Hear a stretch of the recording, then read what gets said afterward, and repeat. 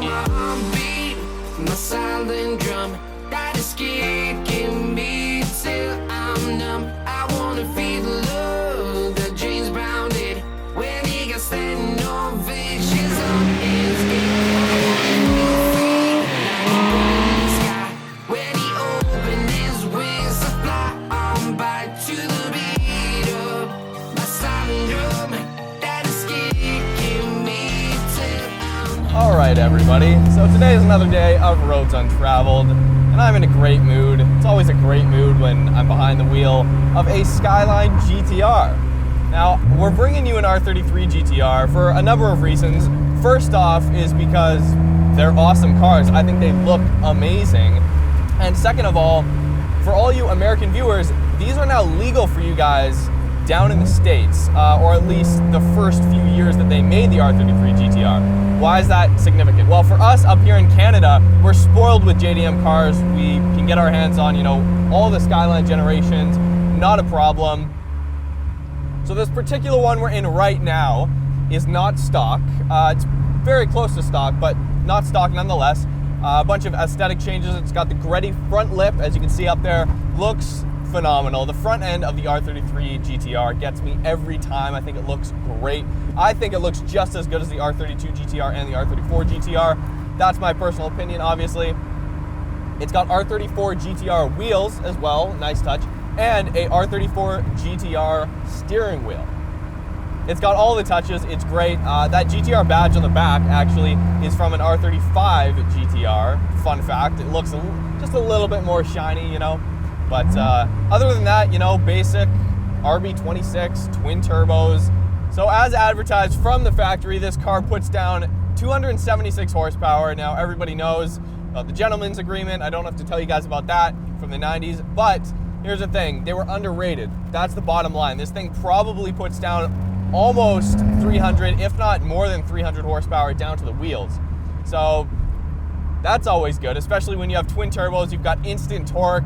You've got a power band that revs all the way to 8,000 RPM. It's not quite as high as some of the later 33s or 34s, but you don't really need much more than 8,000 RPM, especially when you have that awesome sound back there. It's got a catless turbo back exhaust system, and one of the things you notice very quickly actually is that it pops, it crackles, we saw it shoot flames earlier. That's kind of cool, right? Definitely one of the first things you notice in the R33 GTR, or any Skyline for that matter, to be completely honest with you, is the steering. I have fallen in love with Skyline steering to no end recently. It is some of the best steering I've ever felt. It's definitely the steering ratios that they get on their street cars. Perfect, absolutely perfect. It's super, tight and responsive in the Twisties, but at the same time, it's not twitchy, at high speeds or anything like that. Super responsive, obviously, hydraulic power steering. This thing's not slow. It's got a lot of torque. Contrary to popular belief that, high-strung Japanese engines just like to rev to the moon and they've got no down-low torque or anything like that. That is absolutely not true with the RB26. You can't say that. It's got so much torque. It is a joy to play around in this car, shifting through the gears. The gears are pretty long. I've barely gotten out of third gear on, like a semi-tight road, so. I'm definitely jaded from having driven, the big turbo 700, 600 horsepower cars, Supras, Skylines. Definitely jaded, but I haven't driven a big turbo car in a while. It's been like at least a couple months, and in those couple months, everything just kind of settles back to normal. My MR2 turbo feels pretty quick around town, again, which is really good. And this car feels very fast. This is a very fast street car, even when compared to, like a brand new Mustang GT or like a 370Z. This thing's definitely, it holds its own, right? Sure, it doesn't have that amount of power, but the power band, the feeling, the sounds. The only downside that I can tell you really about the driving experience in this car, it's very minor, but it is the interior. Everybody knows the R33 interior is not the greatest. People have compared it to a Corolla, which come on. I don't really agree with you there. I'll admit it's not as, you know, tech-oriented as the R34 GTR. At the same time, the R34 GTR is a unicorn. So this car is very exciting, and plus, you're not really paying attention to the interior. But if there's one complaint to the driving experience, it is definitely the interior. You know, it's a little bland. Materials are fine, they don't wear out. I mean, high quality stuff, it's 90s Japan, right? But at the same time, I mean, you could use a little bit more, you know, flavor to kind of bring it that next step above what your normal Skyline would look like.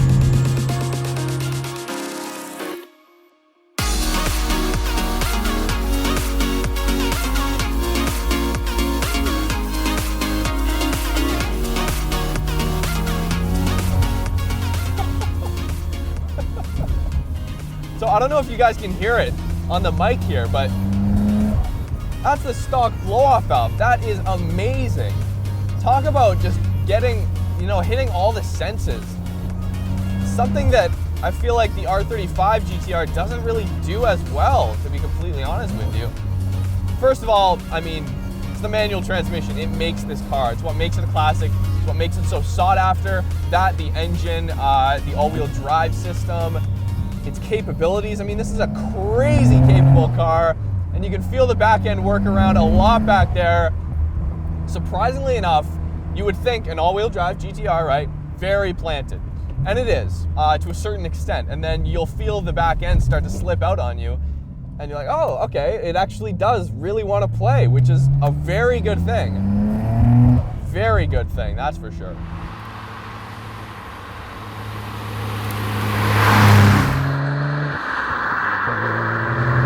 Another thing, these seats, for stock seats, really awesome. It's not a luxury car, it doesn't have leather. I'm a cloth kind of guy, I'm not really a big fan of leather when it comes to seats, but in terms of, you know, things that are weird about the R33 GTR, there's really nothing too odd about it. There is this weird, you know, like lump in the floor where the passenger's feet go. I guess that kind of looks a little bit weird, could get uncomfortable. Who knows? The trunk isn't that big at all. When you look at this car, you think, you know, it's a big car. So for the size of the car, the trunk's not that big. It's not very practical. There's a lot of space in front of you when you look over the hood, obviously to fit that amazing RB26. But other than that, I mean, you do have back seats. You have usable back seats, which I guess kind of is the reason why you don't have much trunk space. But, you know, I would have no problem driving this from here to California, let's say. This would be a great car. Awesome cruiser on the highway. No real need to, I mean, you could keep it in a high enough gear and just use the torque of that first turbo. Just kind of make your way and pass people or whatever. It's really great fun. From the outside, this car looks amazing. I think the front of this car looks just as good as the 32 or the 34. And the back, I think the wing is perfect. It's a perfect size. From a side, it looks unreal. From the back, it looks like, you know, devil's horns or something. Honestly, I really hope you guys enjoyed this video. This has got to be some of the most fun I've ever had behind the wheel of one of these things. So hope you guys enjoyed this video. I had so much fun today. Stay tuned, and we will see you guys next time.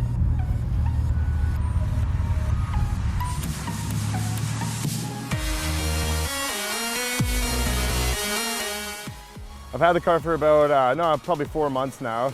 I bought it off a buddy who actually sold the manual transmission swap to. So he ended up doing all that stuff. He put a bigger turbo from a newer Volvo in it. And so he wanted to sell it.